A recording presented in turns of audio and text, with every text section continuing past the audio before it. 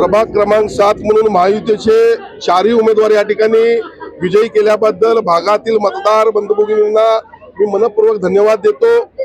ऋतुराज क्षीरसागर गेले 7 वर्ष युवा सेनेच्या माध्यमातून संपूर्ण पश्चिम महाराष्ट्रामध्ये काम करत आहेत आणि या भागामध्ये विविध माध्यमातून त्यांनी काम करून दाखवलेलं आहे। आणि त्याचबरोबर आमच्या मंगलताई साळोखे या शिवसेनेच्या शहराच्या प्रमुख आहेत, त्या देखील 20 वर्ष या ठिकाणी काम करतात।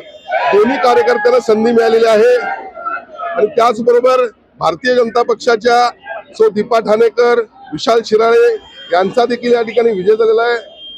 खरं म्हणजे नुकत्याच झालेल्या विधानसभेमध्ये संपूर्ण पेटा कुणाच्या तर शिवसेनेच्या दाखवून दिलं होतं, त्याच पद्धतीने आज देखील पेठाने पुन्हा पेटा कुणाच्या तर महायुतीला असं दाखवून दिलेलं आहे की संपूर्ण करवीर नगरीतील कोल्हापूर शहरातील मतदार बंधू भगिनींचे सत्तेपर्यंत पोहोचवल्याबद्दल आणि सेवा करण्याची संधी दिल्याबद्दल सर्व करवीरवासियांचे आभार मानतो।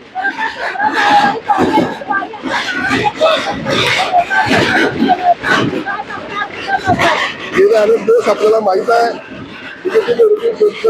काँग्रेसनं अनेक वर्ष या शहरावर राज्य केलं, पण गेल्या 5 वर्षामध्ये प्रशासक असताना कोल्हापूर शहराचा विकास करण्यामध्ये आम्ही यशस्वी झालो आणि त्यामुळे मतदारांच्या पुढं काही जर टॅगलाईन दिली तर मतदारांनी दाखवून दिलं की कोल्हापूर हे माहितीच आहे।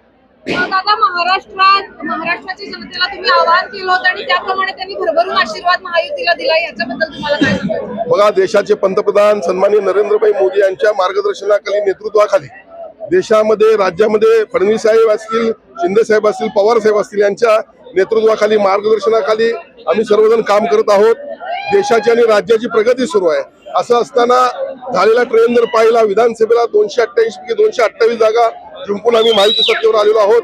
नगर परिषदेमध्ये देखील ट्रेन आपण पाहिला, महायुतीच्या पाठीमध्ये सर्व लाडक्या बहिणींसह सर्वजण आहेत आणि तोच ट्रेन पुढे येणार होता याची मला खात्री होती। आणि म्हणून आज या ठिकाणी महाराष्ट्रातील 29 महानगरपालिकातील तमाम मतदार बंधू भगिनींचे देखील मी आभार मानतो।